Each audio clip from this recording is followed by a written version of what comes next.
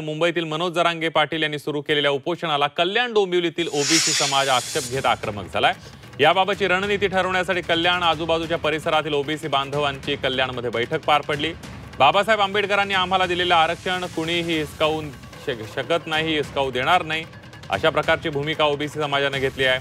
सरकारने अशा प्रकारचे आरक्षण देण्याचा प्रयत्न केला तर संपूर्ण महाराष्ट्र खवळून उठल्याशिवाय राहणार नाही, असा इशारा ओबीसी समाजाने दिलेला आहे।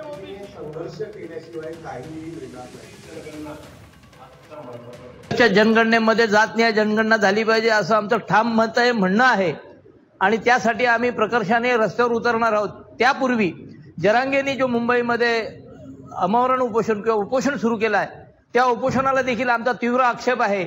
एखाद्या व्यक्तीने अशा प्रकारचा उपोषण करून घटनेची पायमल्ली करून जर कोणाला आरक्षण देता येत असेल तर आमचा हा 52-55% समाज संपूर्णतः रस्त्यावर उतरल्याशिवाय राहणार नाही।